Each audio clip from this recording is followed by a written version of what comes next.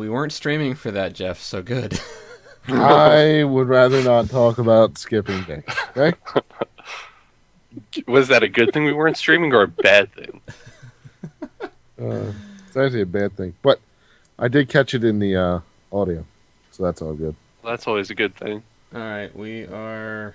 Well, I've got the video loading, so I'm assuming we're live. Yeah, I got it loading too. Live it's going to get.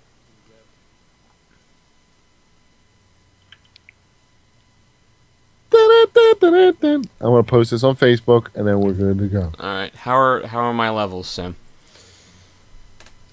Oh, on the stream? I Yeah. don't even know. I paused it so I don't have to see it.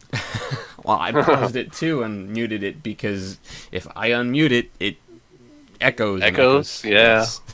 So I'm relying on other people. Actually, they're perfect, Daniel-san. They're perfect? All right, cool. Yeah. Then I will pause. So awesome. All right, I'm watching. Seer is here, and he says, "Can hear." Awesome. I can hear you too, Seer, in my heart. Wow, people are actually listening already? Damn. Seer's a diehard. Yeah, Seer's one of our diehard listeners. I'm going to post this up on Facebook real quick, and then we're good to go. Awesome. Go retweet this to your followers. I don't have any followers, I don't think. Or I don't have many. I have 3. Oh my god.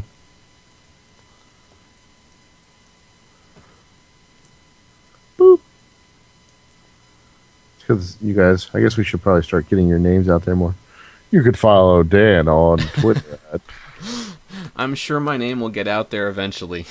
Hey, I used to only have 2 followers, but then Road threw my name out there and someone followed me for some unknown reason. I was like, God damn it! As few people are supposed to know about this as possible. That's just, The only reason I'm even on it is so I can send him shit. So you can send him shit while he's at work? Well, yeah. And taunt him. Well, taunt him in a public way, because I always send him texts and taunt him anyway. That sounds like a fantastic idea, really. Like saw poorly stacked beer, thinking of you. And I forgot to put the Do Not Disturb up, which I just did. Alright, cool. So now I'm not hearing anything but what I need to hear, unless I've got other things running that won't possibly make sounds. I wish I could only hear things I only wanted to hear. I know. All right. I wish I didn't hear this stupid noise when I hover over icons. How about that? That would be nice. That would be nice. So we are in. I'm starting right now. Ready? Here we go. I'm ready. Good. It's time for the Band Hammer. Okay. Anyway, so we are doing 30 days of podcasting. This is Sam from the Band Hammer. Just to get our name out there more. The whole point of this exercise is for you to go and spread the word about the Band Hammer. The Band Hammer is found on twonkhammer.com. We post our tweets to our @twonkhammer account on Twitter, and we post our Facebook post on Facebook. You know, it's facebook.com/twonkhammer. Go and share it. Share it with your friends. Share it with your grandma, your mom, your dad, whatever. Spread the word. That's the whole point of getting doing this 30 days of podcasting right now. So that's what we're doing. And here we are in day 3. Congratulations, Dan. You've made it 3 days. I have. Solid podcasting. Good. Jeff is also joining us. Thank you for joining us on day 3, Jeff. Yay. Yep. I'm better than no one. That's right. You're better than everyone so far. How was your trip to Walmart today? It was good. I picked up Jay's hot stuffed potato chips. Nice. Jay's hot stuffed potato chips. Yes, they're delicious. Now, why are they hot stuff? Because they're very spicy. Is Jay's a local brand to you guys? I believe so. Because it's not like a complete off-brand, but it's not like obviously Lay's potato chips or something. Yeah, but like out here we have a potato chip called Hers, and up northern Pennsylvania we have Martin's potato chips or something like that. Yeah, Jay's is the local one, I guess it would be. All right, that's awesome. Everybody needs a local potato chip because Usually they end up being the best. Usually, yeah. Usually. Normally the price is better too. And Yes. 90% of the bag is in air. And it doesn't it doesn't cost a lot for shipping. So anyway, so let's get into our 30 days of podcasting. Have you guys played anything interesting in the past 2 days? Yes? No? No, but I did download the Banner Saga, and I have yet to dive into that. That released today. So I plan in the next day to kind of dive into that head first and Cool. Yeah, have at it. Now, all three of us have played Hearthstone's alpha so far. Yes. Jeff, you and I were talking about it the other night, and you were telling me, wait until your guys can't, like, they keep picking stuff up, putting stuff down, picking stuff up, putting stuff down. Like so loop. Yes. Yes. Yeah. So I thought last night that I got beyond that, and I was excited. It was an illusion. Because right, well, it was an illusion. I noticed that they didn't start screwing up until after I put the crafter's station down. That was when they started screwing up for me. I don't know. I want to test it out tonight and see if that's actually the problem. But as soon as I plopped that down, that's when they started picking stuff up, putting it back down, picking it up, putting it back down. And I don't know if it's because of the coding. And to me, it seems like it might be the coding with the what the hell is that called? The pathfinding spot where they get to put the items in the storage, like the stockpile. Stockpile. Yes, the stockpile. So I think after that weird stockpile gets put down, that kind of screws them up. And you need the stockpile, else they can't put anything down. Or do you mean the stockpile for the crafting? For the crafting, yes, for the crafting table. See, I played a game where I didn't make a crafting table, and they still never finished. Yeah, for me, when I've noticed it, it's been and you know, take this with a grain of salt. I've only played the alpha 2 or 3 times in the last week or so. But when I've noticed it is after about literally 5 minutes of gameplay. It's like something overloads in the system, and then the villagers glitch out or something. So I notice it after a set period of time. I don't notice it when I place something specific down. See, I've always just went straight to chopping wood and trying to build a house. Yes. I have yet to been able to build a house. I got to the roof, and then they quit. Yeah, I think I got halfway through a house, and then they quit. That's as far as I got. Yeah. I remember when Sam first started, he's like, oh, maybe it's just you that got screwed up. My people are moving good. And then I'm like, oh, just wait. He's like, no, it's going to be awesome. They're going to finish building this house. They already got him a bed and everything. And then 10 minutes later, here's Sam like, I'm restarting. I was really hoping. I was really, really hoping that it was just me. Or it was just you. But, so I also noticed that you can change what sits in a stockpile as well. Yeah. You can set certain things in it. Yes. So I actually had 2 houses, all 4 walls up, but no roofs, yesterday before they glitched out. Wow. I think it's the roofs. I don't think they can build them. I don't think they can build them either. I think there must be like a second or a second item needed, like hay or something like that. I think they're just stupid. But the other thing that I get... I think they keep trying to climb higher, but they can't climb any higher or something. That's possible. But I think it is. That's possible. But the other thing that gets me with this, and now this is an alpha, we've seen a lot of different different aspects of the game, right? We've seen it working.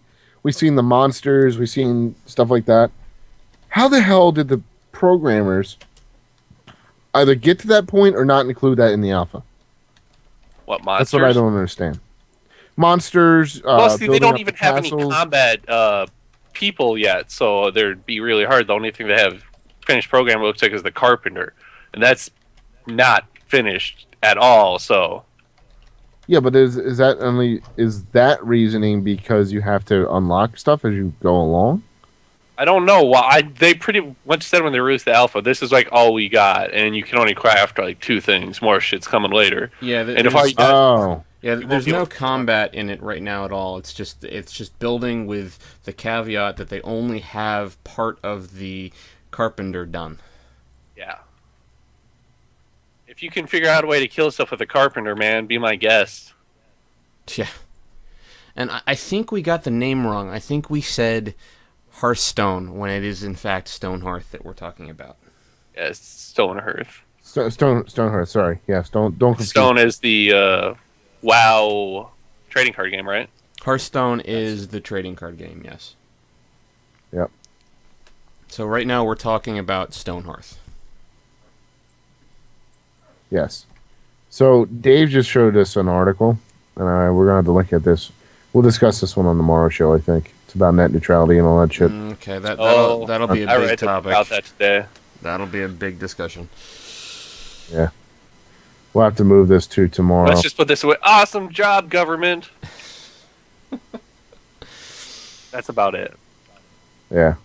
When the first line of an article is not to freak anyone out, but now may be a good time to think about panicking, that right there just says... we have stuff to talk about. Yeah. So we'll actually... We're not... that is today's article, but we're going to bump that this way, guys. It's on real news sites, not just gaming news sites. Yeah. It's serious stuff. Yeah. It's for real business. When we're talking about it, it's for real business, too. Yeah, sure. Yeah, exactly. Oh, yeah. All right. So, Stonehearth, it's in alpha. I honestly expected this game to be a lot further along than it is.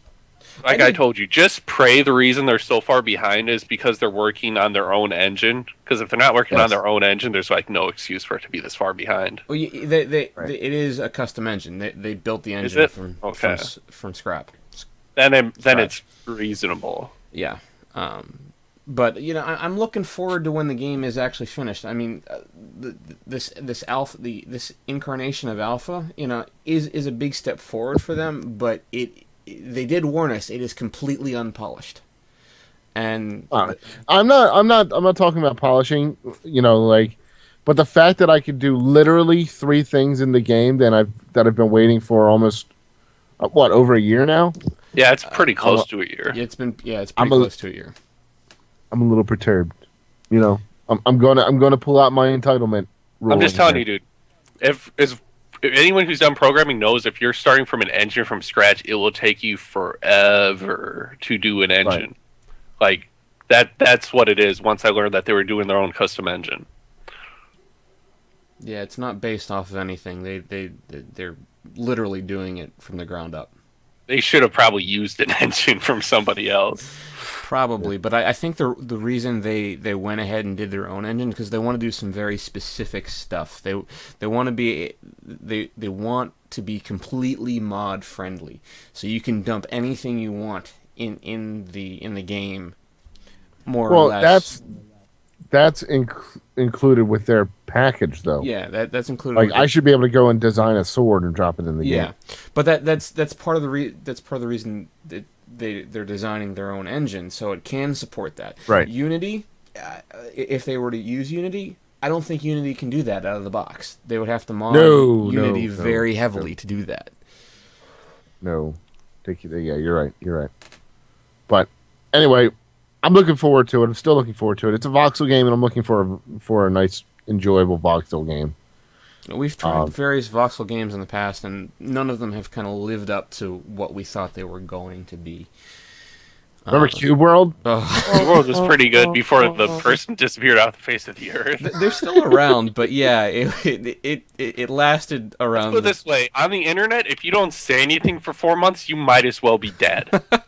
You are dead. You're dead to the goddamn world. You might as well not even exist based on internet time. Internet time, don't say anything for a week, you're missing. Yeah, anything longer than that, you might as well be non-existent. Yeah. That must be why. That's why hands down, this is my reasoning for why Road does so much Twitter now, so people knows he's still alive. Yeah, people know he's still alive. People know he's still alive between podcasts that he does. Yeah. Maybe. No, that I think we're makes interrupting TisoCast right now too. I don't remember. TisoCast on right now? Well, Road I think told it's me supposed to before be that on right now. he doesn't do any podcasting today because this is his wife's game day. But even No, she's it's Wednesday, isn't it? Huh? No, he said today was his wife's game day. And he's like, oh, she's super pissed and yelling at me, thinking I'm doing something to the internet. No, today's Tuesday. Oh shit! Today's only Tuesday. Fuck me. Tomorrow's Wednesday. Wow. Yeah. How about them calendars? You're missing a day here, Sam. We're not that far along in the 30 days yet.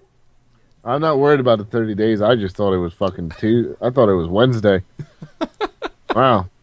Yeah, I don't even know what to say about that one. That just makes it harder to get to Friday now. That's all. I hope you don't have to sign any papers at work and put dates on them. We all screwed up. How did you sign all these papers in the future? I sent them to the past. All right, let's talk about a modder has created what is being referred to as extended cinematic tools showcased, extended cinematic tools for Battlefield 4. Now, Okay. someone who really enjoys watching in-game or videos made from games and have always wondered how the fuck they do it, I think this is awesome. And the video that they have showcasing some of this stuff, like different angles for being in the jet instead of being either in the cockpit looking straight forward or being outside of the jet kind of watching one static location. You're now, like, he has it where you can go into the nose cone, go to the left side of the jet, the right side of the jet, be further back in the cockpit where you can see the dials and knobs and buttons. A secondary view. I think the jets that are in Battlefield 4 are technically two-seater jets. I know the A-10 is a two-seater for sure. Okay, I'm not for sure. Somebody's going to rip me apart if I'm wrong on that one. I'm just gonna go with, don't you know your aviation equipment? I'm 90% certain that the A-10 is a two-seater, but I could be wrong. Let's put it that way. And they actually have a secondary seat in the cinematic tools. I haven't seen anything on the ground. I didn't watch the whole video, but that's pretty impressive that somebody could do that. Yeah, and it excites me a lot for cinematics from Battlefield 4. And I'm thinking about just not even Battlefield 4, but in general. You know, if this becomes kind of like a standard, it's gonna make creating cinematics for whatever game this particular set of tools is run on so much easier. So you could run across user created videos that look professional. Yeah. Really, it was really weird how Battlefield 3 there were a lot of those videos. And then I came to realize that the reason or the way that they made those videos is they used Dan, since you're unfamiliar with Battlefield, they used the MAV, which is kind of like just like a little helicopter kind of job. Think of a droid. Okay. You know, like the what the fuck are they called? Like a drone? Amazon drones? Yeah. That's what I meant, not droid, drones. Something like that, similar to that, looks completely different. But they used a lot of those to create the cinematics. And if people could create the cinematics that they did with those, I can only imagine what they're going to create with the cinematics for this thing. With actual cinematic tools. Yes. Yeah, that's I'm not a Battlefield guy, but I like well-made cinematics with music accompaniment. I like the cinematic feel. I've gone back and I've watched some old cinematics from user-created cinematics from WoW, and I still get chills from some of those videos. And I enjoy that sort of thing. So I'm even though I'm not a Battlefield 4 guy, even though I'm not an FPS guy, I'm looking forward to seeing what people can create with these set of tools. Once the set of tools is actually done. And it's user created. Yeah, I'm not much of a making videos or watching the videos, but I still think it's cool just to give people the option to do things like that. It's kind of disappointing that it's for unranked, it seems, only, by the looks of it. Yeah, that's another thing that they mentioned in the video. It's only because well, that makes sense. Ranked servers. Well, it's a mod, so you don't want people being able to use mods in ranked matches. Yeah. Right. And it's mostly has to do with because of the Punk Buster system. But even at that time, you're getting a lot of these people who go out like Doom 49. They go out and make videos and everything like that. So, changed it to Night and Dave with active look. Yeah, Dave, that's right. Somebody did do that. They also like the way that they did some of the Battlefield 3 videos was insane, absolutely insane. Like the way that they would go and jump. They would have like some kind of glitch that would take the gun off the screen, which I got that glitch anyway. It's not very useful when you're trying to shoot things. Yeah, they took that glitch and made it happen purposely. Yeah, where for you it happens all the time. I have no idea. But that way it was just a. It wouldn't be as bad if I could at least see the bullets, but I can't even see where the bullets are, so I kind of go... I think I point the center of my screen towards things, and then click, and hopefully I'm shooting at them. You should go get one of those, what the hell are they? Like the screen clings? They actually make... Oh, you saying and put like a reticule in the center or something? Yes. They actually make them, and that is retarded. I just want you to know that that's even something I have to consider doing. Well, it might help. Maybe you'll actually be able to play Battlefield. I've looked up so many things online of what the possible problem could be. It sounds like the main problem could be is that I have my operating system on a separate hard drive than the actual game. Because you have... Wait, you have your OS on a... Yeah, my OS is on a different hard drive than the game. And I'm not installing Windows on my other solid-state drive just so I can play Battlefield. That would be a pain in the ass. It ain't happening. Wait, how much space do you have on a solid-state drive? On mine? Yeah. Open or total?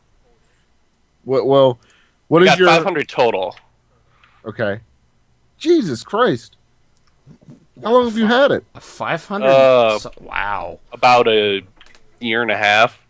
Oh my God. What you do, pay like $900 for the fucking thing? No, it was only $300. I got a deal. No, it was only $300. Just $300. That's a big fucking deal for 500 gigs. Yeah, for a 500 gig solid state drive, that's an awesome deal. Yeah. Why didn't you buy two? No, because there was a limit of one per customer.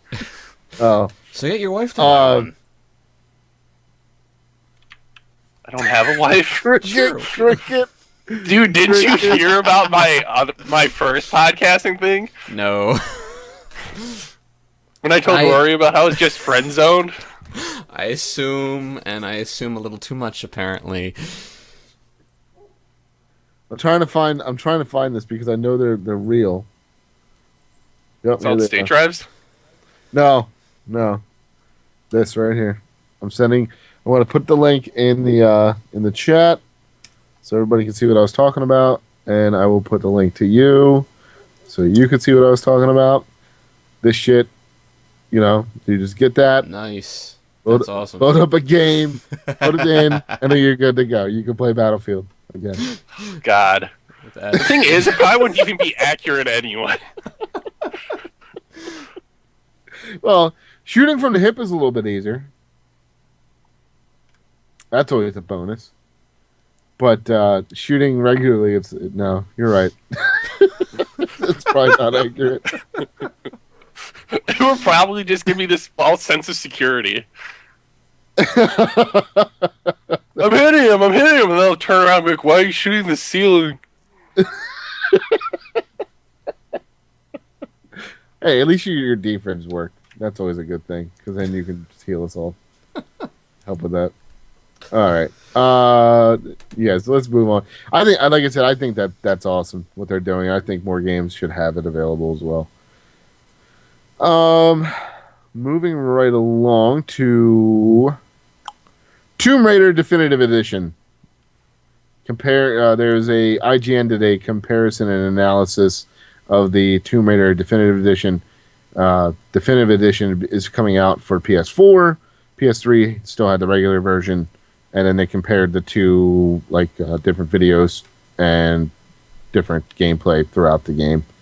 They're different gameplay? No. I mean like different gameplay videos. Gameplay. Yeah. I was about to say, because I don't think they changed the gameplay. No. They might have all the DLC included or something, maybe. I wouldn't be surprised if it didn't, or if it did. Yeah, it should be. It's called the Definitive Edition. I mean, that makes, Definitive Edition, DLC not included. yeah, I wouldn't put that one past EA. But that's all right. I just want to touch on the first comment that's on this page right now, which was posted 3 minutes ago. So this is the definitive edition for PS4, right? And it is made to compare the PS3 version to the definitive edition on PS4. The first comment that they have, which was posted 3 minutes ago, is wish they would make this version on current gen. Really? Oh man, people are stupid. Imagine that. Really? Yes. Welcome to the internet. Oh my! That's the first comment. See, it's funny because he's so stupid, but I'm more surprised that Dan is surprised. No, I'm not. I'm overreacting for. Oh God, I hope so. Yeah. It's like when people were talking about the NSA, and I'm like, you're surprised the government is spying on you? No, I was not surprised. I was like, I knew a lot of people like, oh my God, I can't believe they're doing that. I'm like, really? You can't believe it at all?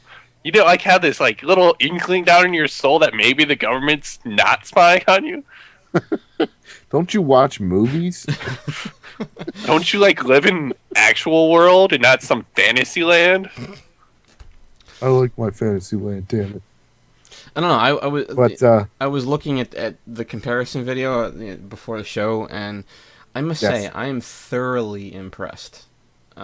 Just between the two, one is the PS4 version, the definitive edition is so much crisper, and when compared to the PS3 edition, the PS3 edition looks blurry and washed out, at least to my eyes, and. I don't know. I want Jeff to give me his first comment that he gave me, the first even mention of that when I said something.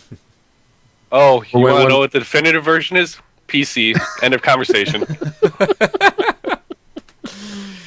I believe that is correct. I don't think the PC version looks much different than the definitive version, if it does not look better than that anyway. Yeah, it pretty much looks about the same as the definitive version, but I'm pretty sure in a year we can make it look a lot better. Get some Sly running Titans and a i7 unit. Get that 1 terabyte solid state drive in there. Oh my God, I'm waiting on that. Yeah, yep. We can do it. It's gonna happen soon. It's gonna happen. But yeah, it. Watch the video. It's on IGN. Tomb Raider Definitive Edition PS4 PS3 comparison and analysis. You literally, I mean, they're explaining the reason that there's such a big difference is the last generation of consoles, the Xbox 360 and the PS3, were very limited on the size of their bit mapping that they were able to do. But now there's I forget who the hell they were talking to, but he is stating now they're able to quadruple the size of the bit mapping. And it's allowing them to literally recreate entire scenes in the game that, playing it again, if you played it on a console, playing it a second time, it won't look the same to you. Like it'll look new and refreshing. And if Well, I think they said one of the main things was that they had to downgrade a lot of the bitmaps because they made them really high def, but then they had to downgrade them because of memory constrictions. Sure, that's why the PC version still looks good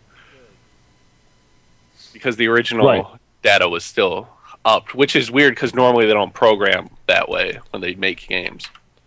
And I think one of the other things they mentioned, if memory serves, is that they were able to remove the fog of war that they put in for the PS3. You wouldn't notice all the draw distance. Yeah, it's the draw distance, but and when I was looking at it, it definitely looked impressive without the fog of war. Yep. Now something else I noticed, and I'm kind of curious about this, and I don't know if maybe one of you can confirm or not. I started recently playing Far Cry 3 for the first time. I actually just started playing Far Cry 3 too. So now, okay, well then you might be able to notice this as well. Did you notice, like right in the opening scene when you're in the cage with the hell's the guy's name? I don't know. I know what you're talking about. I can't remember. Right in the opening scene, you see the crazy guy right in the beginning. That looked better than any screenshot that I have ever seen of the game.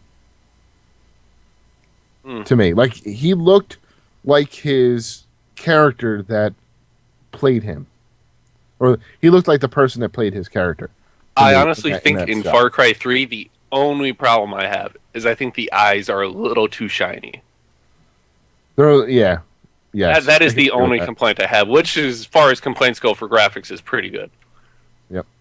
Now, I do have a complaint that Dan, I don't know if he knows yet, but I know Sam won't care.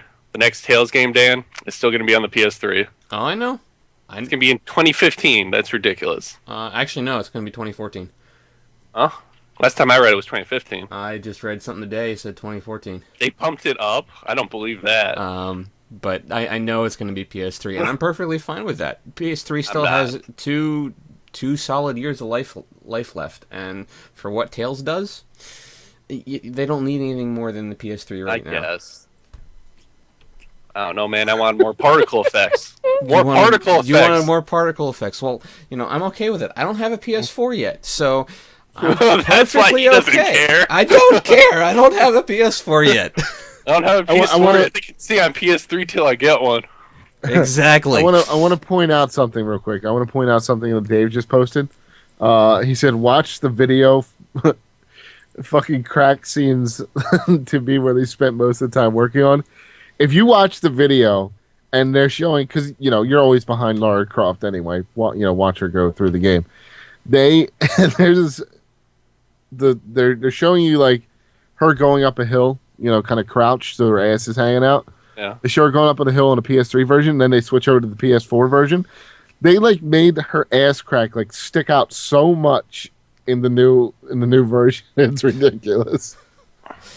It is just like right there. It's like, hey, check out this ass. You got her open the 14-year-olds. Them polygons, man. Them polygons. Heard you like polygons, so we put polygons in your polygons. In your polygons. God. All right. Tomb Raider Definitive Edition. The IGN article is up. Dan posted it on the Tomb Raider the Definitive Edition. According to Sam, twice as much ass crack. Yep. At least. Twice as much ass. All right, let's get into this esports tournament management startup. Battlefy raises $1 to $3 million in seed funding. I'm kind of excited about that. It sounds good. I really want esports to do well. I just have this terrible premonition that it's going to do really poorly. Because they just got to we are not the people esports has to convince. They need to convince other people that it can be a real sport is the problem. Well, I read. Yeah, they need to go beyond gamers, is what you're saying. Yeah, they do. Yeah, but to touch on that, I read the article, and part of the article, one of the paragraphs in there says in the most recent League of Legends finals, the most recent League of Legends finals had 32 million viewers, which is more than the 18 million viewers the NBA Finals had on ABC. So that tells me nobody watches the NBA. I realize that, but I realize that in hindsight. In we hindsight, got two big sports, but baseball and mostly football. Yeah. Mostly. Super Bowl has what? How many? Like, aren't they up in like half the country? They gotta get the numbers where they can get them. Let's put it this way: I don't watch football, and even I watch a Super Bowl. I watch Super Bowl for the ads. Yeah. No. I don't even watch Super Bowl for the ads. I watch Super Bowl so that I can avoid getting shit at work the next day. That's pretty much why I do it too. It's like, you don't watch the Super Bowl? No, I don't really like sports. How would you not like football? I'm like, because I don't. But, honestly, I wouldn't be surprised if esports becomes a big thing if they can get in with the right avenues and the right investors. I wouldn't be surprised if you, in the near future, you see esports of some sort on any of the major networks. It won't be near future. No, it's gonna be a few more years off. You're gonna see a couple more of these Battlefy type sites pop up. First of all, sure, because this one's located in Vancouver, so these guys are going to predominantly focus. I mean, they're going to try to spread out and focus on other places other than just Canada, but primarily they're going to focus on Canada. But a company like Major League Gaming, which I believe, I could be wrong, but I believe it is located, like the main location of Major League Gaming is in the United States. When dealing with a company like Battlefy, who's located in Canada, that there's all kinds of extra taxes and shit that they got to pay. Oh, absolutely. I think this is correct, so I'm just going off of what is in my head. So there's all kinds of extra taxes that they end up having to pay, and when they have to pay these extra taxes, it becomes like less appealing. So I wouldn't be surprised if there's a Battlefy-esque startup that pops up in the United States. And before we continue on, just to kind of fill everyone in what Battlefy is, Battlefy, I'm going to read this word for word from VentureBeat.com. Battlefy, Vancouver-based esports startup, revealed today that it raised $1.3 million in seed funding. Deep Fork Capital led the around. That doesn't even make sense. But anyway, pretty much what it is it's a company that helps manage esports,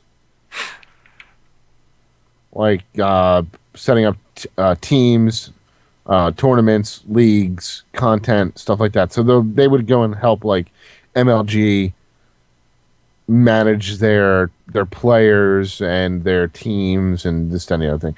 I believe there's other companies out there that are similar to the way Battlefy works with like baseball and football companies as well. There's like this grandeur company that kind of looks down over everybody for those sports. And this is a step in the right direction because every major league sport has some sort of management system in place. So I think this is the right step, or a step in the right direction for esports in general. Yeah. So they're I don't know.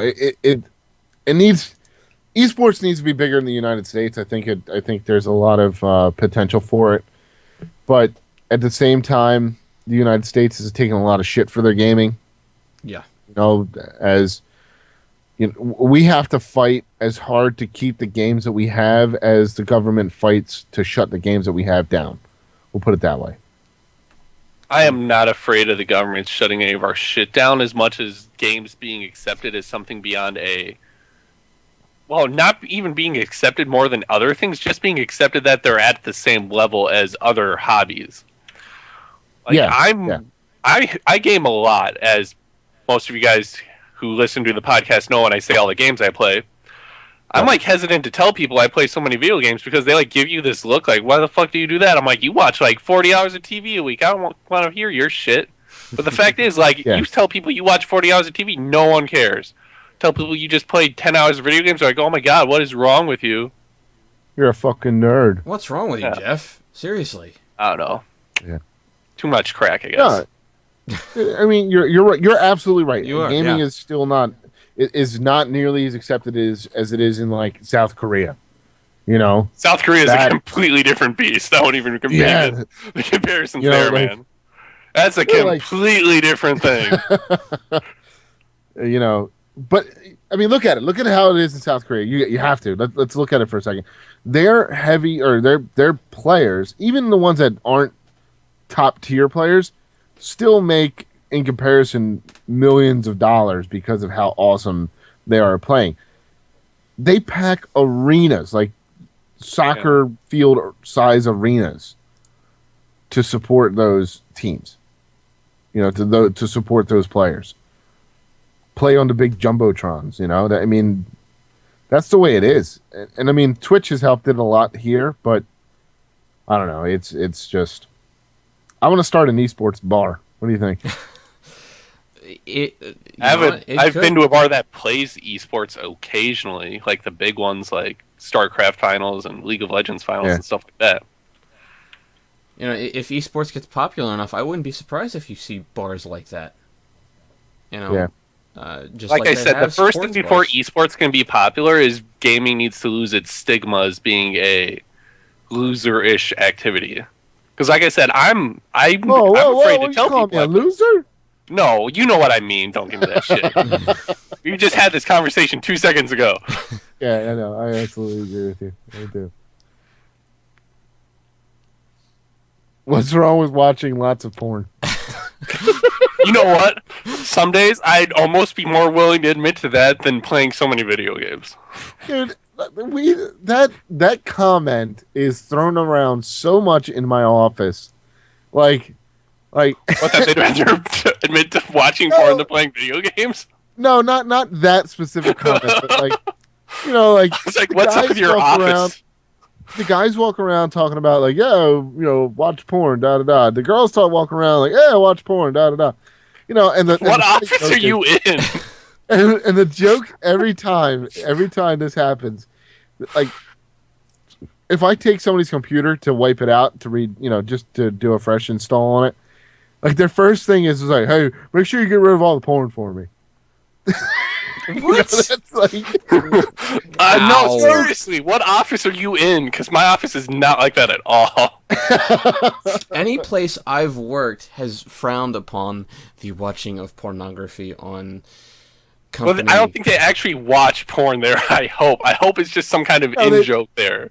It's just a giant joke. Like, the VP in my office is very laid back, and he's always been very okay. Before our office got to the size that it is, they used to have Friday meetings where they would crack open some beer and just watch some porn and drink beer and all that. Well, and then there's I guess there's some videos around of, used to be able to superimpose people's faces on a pole dancer, and they would take people in the office and do that to them, and then just send it out to everybody. Wow. And then there was the sensitivity meetings.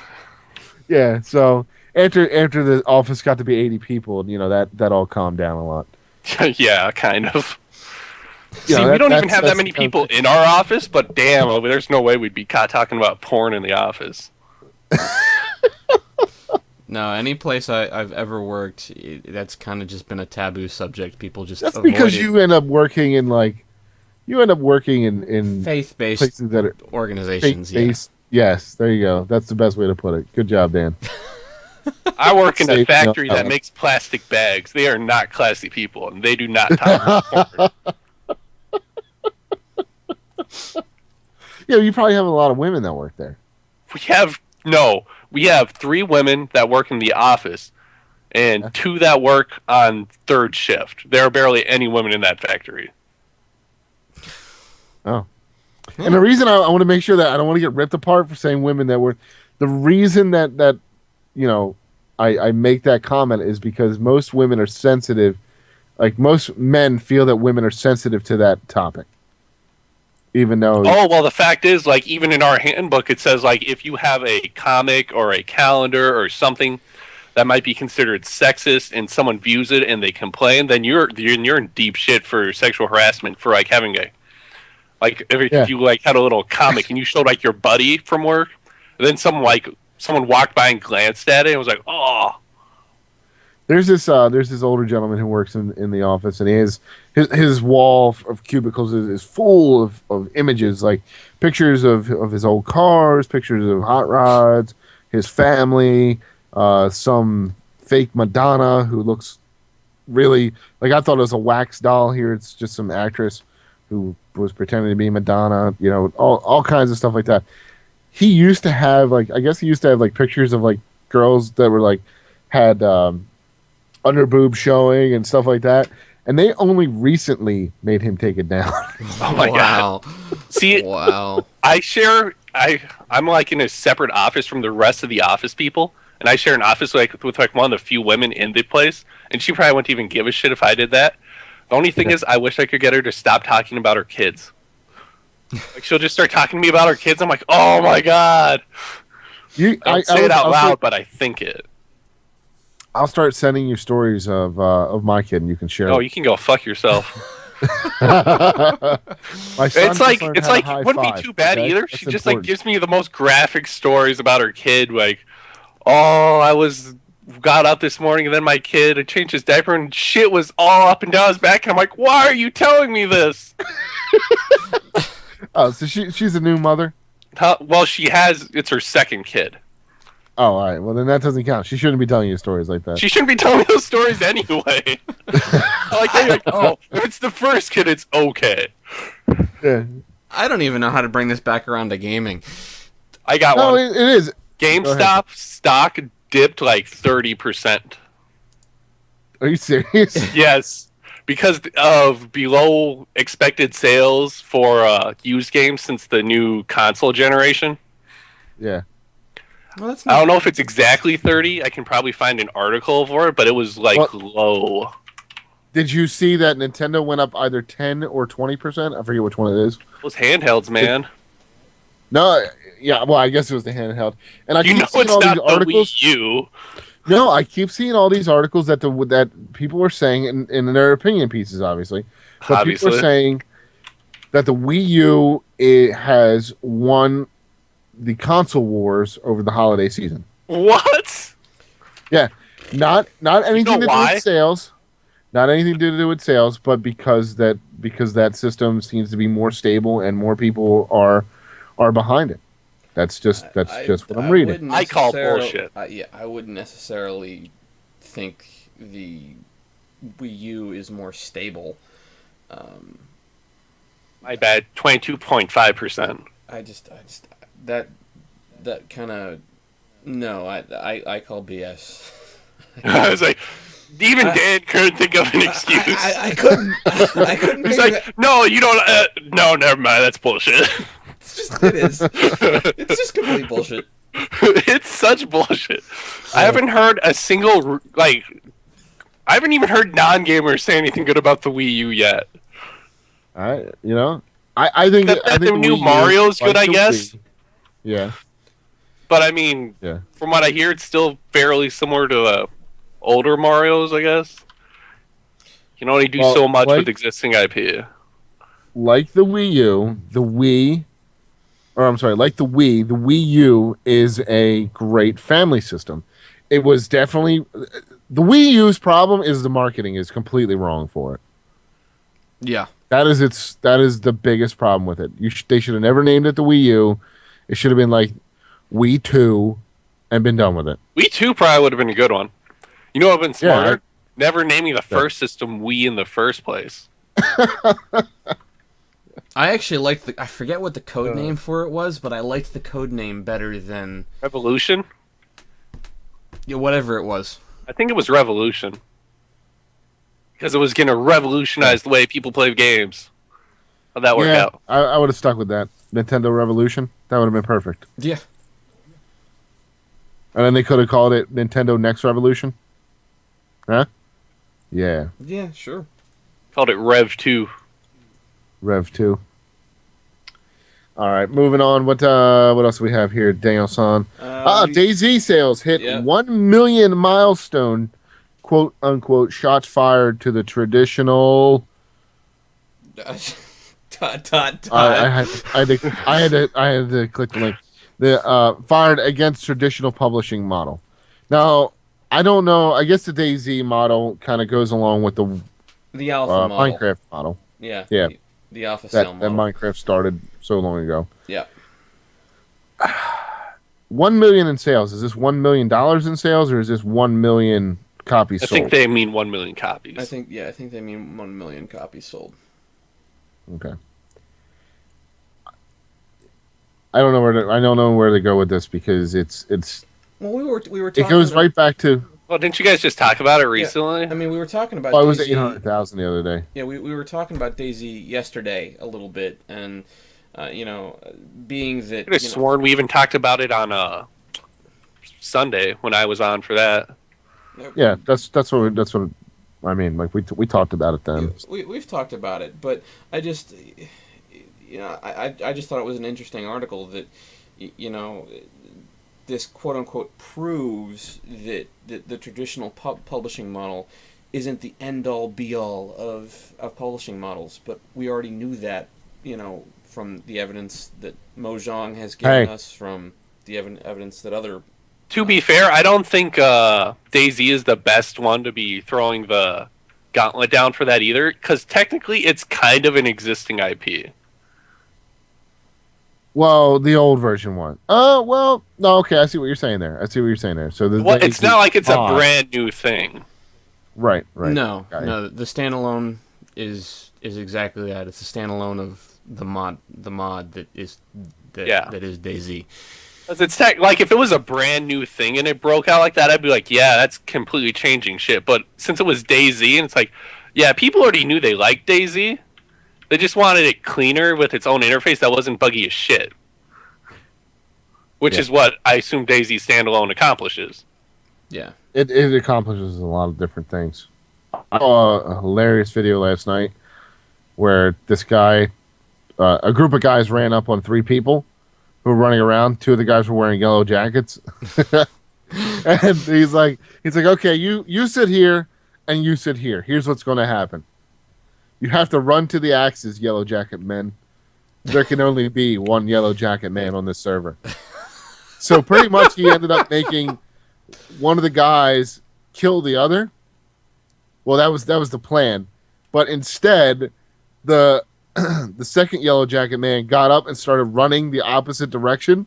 So that one of the other players, one of the other guys that was with the guy organizing this pulls his gun scope up, aims it right at the dude's head, boom, done. Nice. And they're like, congratulations, yellow jacket man, you've won. Oh, so that was it's so DayZ has turned into such an oddball game. Concept that there are a lot of people looking for certain types of sandbox games. Yes. And the survival genre has seemed to take off, and people are just either producing different subgenres of survival, or they're playing stuff like DayZ, and it's to be honest, at the moment the market's becoming kind of oversaturated. It's one of those genres that's right now is really hot. Yeah. Yeah, you're right. It will be oversaturated in no time. No, it's oversaturated now. The problem is that there's what so else many. Is there? There's like 1 or 2 good ones. What do you mean? What else is there? There's Rust, Minecraft. You have Rust. 7 Days of whatever. Does Minecraft and 7 Days to Die, do they actually count as survival games? Yeah. Minecraft at night, everything kills you if you don't build a house. You're right. I would consider that survival. Yeah. 7 Days to Die, at night, you might as well just turn the game off. Yeah, I guess that's survival, isn't it? Yeah. No, even if you have a house built, just quit the fucking game at night. Because you're done. When dusk comes around, you must. That's what happens. Disconnect. Dan, I'm telling you. What a horrible night to have a curse. Yeah, you guys have both played Minecraft, correct? Yes. All right, so you know how Minecraft works. You go around, you collect shit all day. Bored after the 3rd day. Yeah, I remember that. Yeah. Then you go and you build your house, and then you wait the night out, and then day comes, and you're like, okay, I can go back out and do shit. Most of the time, you got a creeper just hanging out outside waiting for you anyway, and it blows you up. Okay, so as soon as night comes, you're spending your first day in 7 Days to Die. You're spending your first day building up your first hut to hide in for the first night. So you're going around collecting all this shit. So you go around, you finally collect everything, get it all together, and then nightfall comes. You can actually put doors on. You don't put lights inside. You get a little sleeping bag. You can sleep in the sleeping bag. All this shit happens. Finally, everything is done, set up. You're ready to go. Nightfall comes. The zombies destroy your house while you're in it and kill you anyway. There is no hiding from the zombies. And at night, nighttime falls, and all of a sudden you hear and all these zombie moans, and then you hear people like, and there's a million of them outside your house pounding on the walls. There is no defending. You can get a gun, you can get an axe, you can get all kinds of shit. You can just sit there and unload on people, but you might as well give up. You just might as well give up. Spawn rate's just too high. Yeah, no, it's not spawn rate. They just, as soon as nightfall comes, they just zero in on you. Yeah. And they will do anything There's just to get too many of them. Yeah. Yeah, I guess. Spawn rate's too high. But I'm talking about zombies coming from the middle of nowhere and killing you. That's the thing.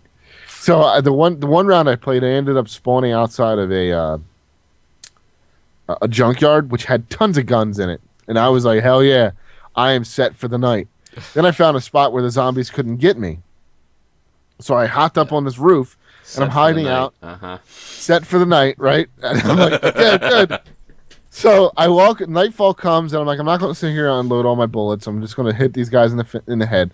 So I kept pounding on their heads, and I'm like, all right, well, I should be safe for now. So I go out, I run. Me personally, I walk away from my desk, go upstairs, take a piss, come back down. I'm killed by a fucking mutant bee. So not only are there zombies, the entire world is hostile. Yeah. Fuck that game. Reminds me of Far Cry today. The most dangerous thing to me when I was playing Far Cry today was these emu bird things. I killed 50 guys with guns, and then I'm carving some skid off a tiger, and I get killed. And emu birds almost kill me. Oh my god! Oh my! Oh, that's awesome. All right, so 1 million copies of DayZ sold. Woo! And we're agreeing that there's too many. Yes. Yeah. There's too many survival games. Now that I let Jeff explain it all to me. World of Warcraft designer Greg Street joins Riot Games. Cool. Is there anything special about that, Dan, that you know? I don't know anything special. I know that Greg Street is also GhostCrawler. That's his handle on WoW. And, oh, really? Yeah. That's GhostCrawler. Wow. How about that? That's big. Yeah. I know I actually need to start playing League again. I just need to get people to play with. And Rory is constantly looking for people to play, and I know Dave is also looking for people to play as well. And I know his position within League of Legends or within Riot is lead game designer. So I don't know what that means. Yeah. Was GhostCrawler the game designer, or was he the...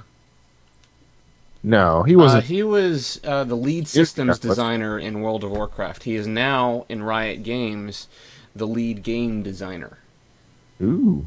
So I don't know what that's gonna amount to, but I don't even know what that entails for League of Legends. That's gonna are you doing the balancing, or are you making characters, or?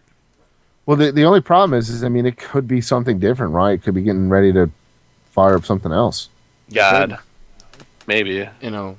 League is obviously their cash cow, but why not fire up something else? Yeah, and with the experience that GhostCrawler has behind his belt, he spent I think 5 years at least at Blizzard, as the lead systems designer. Whatever they do, he's got so much experience behind his belt. It's gonna be, maybe I'm gonna coin it, amazing. I don't know. Yeah, I'm calling it now. League of Legends MMO. There's a lot of story. See, and that's the thing. Like, there's a lot of story behind a lot of the characters in League. So there is. It wouldn't surprise me if they do something like that. League of Legends has always confused me with the lore. They were like really lore heavy when they started. Then there's this like gap in the middle when they're like, we're not going to do that shit anymore. And then like 4 months later, it's like, we're bringing it back. Yeah. I miss the newspaper. I have no idea what you're talking about. They had a little newspaper, like an in-world news that described events happening in the world. Right. I thought it was interesting. Oh. Because you were saying you're looking for people to play with. Dave, Boss Balla, and Rory are always looking for people to play with. I don't know if I'm any good anymore. Well, neither are they, so it doesn't. I probably don't remember any of the characters or any of the new ones. So it's all good. You're good. I just like keep up like to see when new characters are released or to tell Road that they changed Heimerdinger just to piss him off. I remember when I told him that he's on the banhammer and he starts ranting and bitching and he doesn't even play the game anymore. Oh, Heimerdinger! I could kill anybody with Heimerdinger. When does Road not rant and rave about? I don't know. I've known him for like 8 years, and it's been every single goddamn day since I've met him.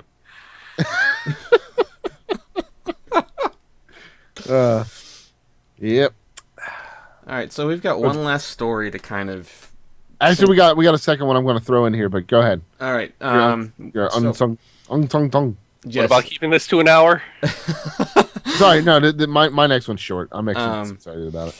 But yeah, I'm actually kind of excited about this. You know, as people know, I'm kind of an RPG geek. And one of my favorite geek. Yes, JRPG geek. One of my favorite games of history was Final Fantasy Tactics. I like the tactical genre. I like being able to think about my moves beforehand. And you know, it was announced today, and the Kickstarter for this actually went up today. That Matsuno, the lead designer behind Final Fantasy Tactics and Vagrant Story, has started a Kickstarter to fund the development for a game called Unsung Story, A Tale of Guardians, which is a that tactics. Game looks fucking crazy. Yeah, it's a tactics game. Based in a whole new universe that has nothing to do with Final Fantasy, has nothing to do with Vagrant Story. You know, I looked into it. I looked at the Kickstarter, and it looks amazing. It impressed me so much, I went ahead and backed it already. Dude, they have stretch goal members. So if they reach a stretch goal, they're gonna hire Hitoshi Sakimoto and Alexander O. Smith and Joseph Reeder. All right, only if they hit their stretch goals. That is awesome. Good job. Yeah. Yeah. What else you got on that? I got nothing on that. I'm just excited for it. I think it's going to be one of those games that's actually going to succeed really well on Kickstarter because it has Matsuno's name attached to it. It's going to draw a crowd that some unknown studio wouldn't. And I'm looking forward to see what he does with a new universe and a new branching off of a tactics genre. I thought Jeff might have something to say. Tactics genre. See, I really like the tactics genre, but I am just like I have like no hope in Kickstarter shit like at all. Like when I give sub money Kickstarter, it's under the impression that I do not have that money anymore. Like it is gone. Well, there's a very high chance I won't get anything back. Because I've heard of way too many games going like, oh, we're going to do this. And I'm like, you're not going to do that. Because like the goals are just so high, it's like unachievable. Or the money they ask for is so low. And I just go, you're not asking for enough. I will admit. What was that one game that got like 4 or 5 times what it asked for? And then like 2 years like a year later, they're like, yeah, we ran out of money. Well, yeah, I will. Can't remember what game it was, but I know there was a game that was like that. I don't remember off the top of my head, but yeah, there have been Kickstarter failures. But in retrospect, there also have been Kickstarter successes. And I happen to have backed a lot of the Kickstarter successes. Namely stuff like Project Eternity, which is coming from the Camp Obsidian, creating a whole new RPG thing. I've backed a few projects from. Is Eternity out yet? No, it's not out yet. It's still being developed, but it's got another 6 months to a year left. It's not a success yet. No, it's not a success. That's my point. There's all these things that they look so cool. They sound cool, but until they're out, you can't say they're a success if they're not even finished. You're correct. However, it's coming from Obsidian, a studio that's known to produce good games, to back their promises. So I have full faith that Obsidian's going to get their stuff out. Just like I have full faith that Wasteland 2 is going to be nothing but a smash hit. I actually have played the Wasteland 2 beta. And that was born of a Kickstarter project. The game itself, Wasteland 2, is amazing. And so there are huge Kickstarter titles that are successes. It's just you got to pick and choose where you put your money. It comes with the territory to Kickstarter.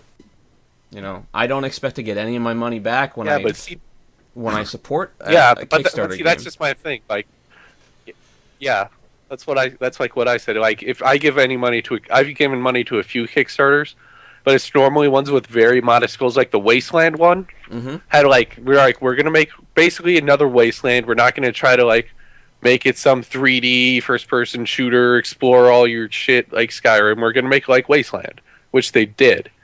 Yep. Because I backed that one because like you said, it worked out good because they pretty much just made more of what people wanted. But absolutely. You just see all these Kickstarters for video games. It's like, we're gonna do this and this and this, and then it's like, we only need like $100,000, guys. We swear. But then they get like $500,000. It's like, yeah, guys, we're awesome. Now we can add all this other shit. It's like, whoa, why don't you just get the base shit done first? Well, and you just, because I'm not gonna lie, there are some games that turned out really good off of Kickstarter, and there are probably gonna be a bunch that will. The problem is that there's so few in number, and you can't even count on like big names to back good Kickstarters anymore. There are a lot of Kickstarters from big names that have not turned out too well in the long run. Well, and again, that just kind of really depends on how you, the timing in which you've backed and the companies in which and the companies in which you backed. One of the games that we were talking about earlier is Stonehearth. That's a Kickstarter project. That started off as a Kickstarter project, and yes, they're in their early alpha stages, but there's promise there. They have a product. They have produced a product. It is alpha, but they have full intent on producing the game in its entirety. Just like I'm looking at the list of stuff that I've backed, and it's kind of crazy, but stuff from Double Fine, the projects from Double Fine make so much money on Kickstarter, and they've produced their games. But see, Double Fine is also one of the ones that was developing their game and ran out of their Kickstarter money. They ran out of their Kickstarter money, but because of then they're like, we ran out of money, and then they had to go to a publisher to get more money, didn't they? But because of they didn't go to a publisher. They knuckled down and used their own money to finish it up, and that's because of who they are, because they have integrity, because they knew the game itself would make the money back. Well, I have to agree with Jeff here on this situation. If you're running a Kickstarter and that's how you're getting money for your game, you should really be focusing only on the game. Oh, absolutely. If if you have to bite the bullet and put your office in a 6 square foot room and pack 30 people in there just to get the what's the word? Just to get the game done, and that and keep your rent low, then that's probably what you should be doing. And the fact that people they should never run out of money is where I'm going with this. And I completely agree. They shouldn't. And my whole point was that you can't the glass is not half empty here. There have been great successes from Kickstarter. Yes, there have been failures, but there have also been great successes. You can't ignore that fact. No, like I said, there are good ones, but the fact is, you got probably just as good a chance as like reaching into a box full of random names and pulling out a random Kickstarter and finding one that succeeds than going by just even name recognition alone. Yeah. Because name recognition alone doesn't even help. Because like I said, the Double Fine thing, which I pulled up the article for, they asked for $400,000. They got $3 million, and they still ran out of money. Yeah, that's because the fact ridiculous. Is they do it and then they just spend all the money. I don't know how they spend all the money, but the fact is they do and they don't finish your stuff. Now, see, in this case, it was Double Fine, so at least they have some kind of probably back resources they can pull on. Right. Which, while good, is still absolutely unacceptable that they couldn't finish reaching that far over their goal. Yep. Right. And even at like 800,000, they shouldn't have ran out of money. You shouldn't underestimate your costs so much. Oh, and I completely agree with you. And that's why I generally only back projects that are from either reputable companies or reputable designers that I know, for the most part, Double Fine's the example here that failed, but for the most part, will spend the money responsibly. Yep.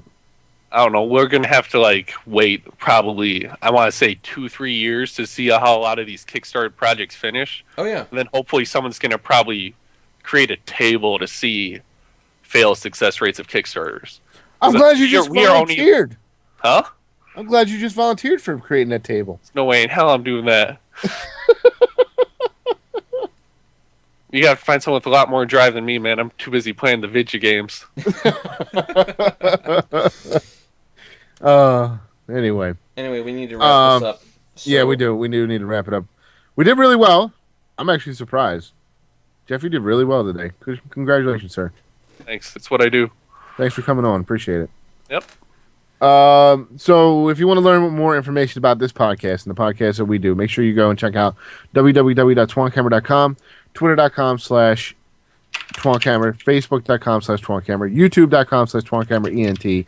Rate, hate, and subscribe on iTunes and Stitcher. Thank you to everyone who goes and does that. Remember, you can join us live for the next 30 days, except for our Sunday shows. Our Sunday shows are still going to run at their normal time around noon-ish. But you can join us for the next 30 days at 9:30 in the evenings. And we're going to be live on twitch.tv/twancamera.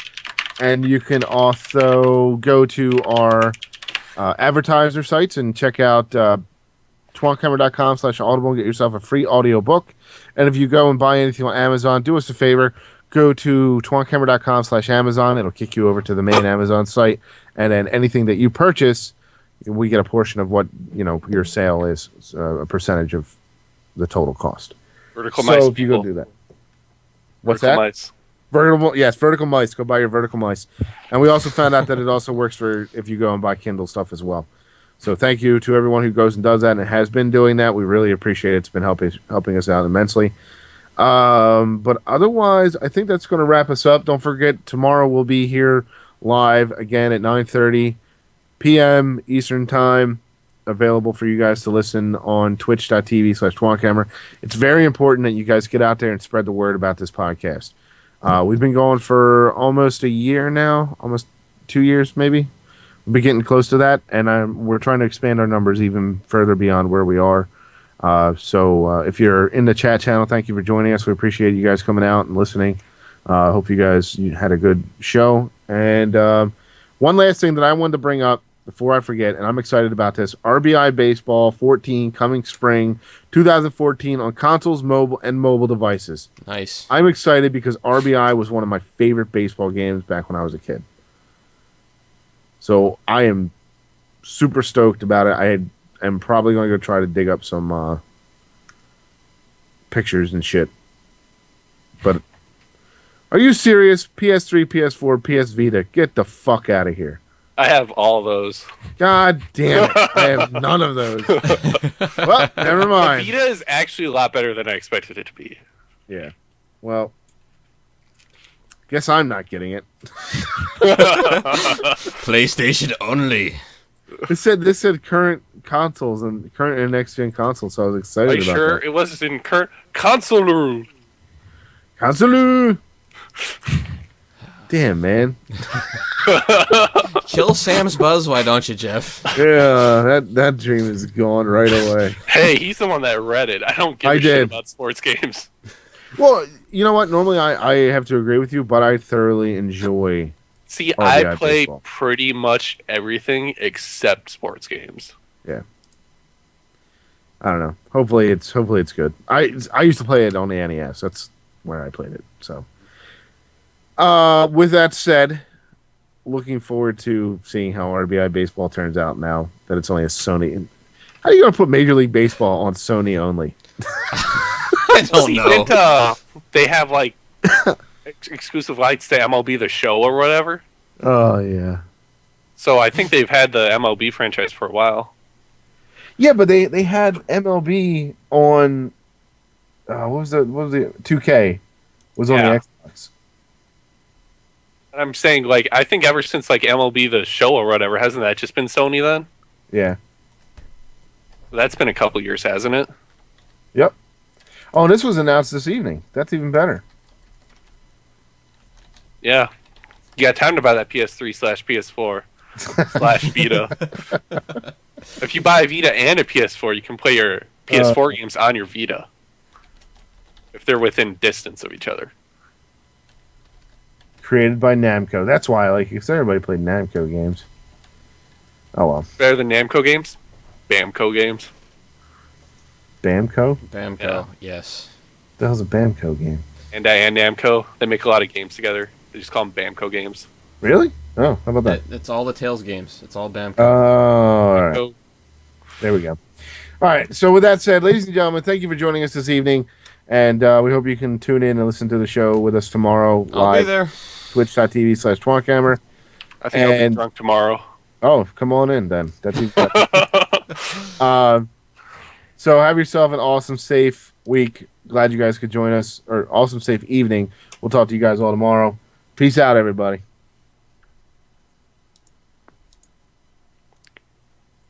Is it done?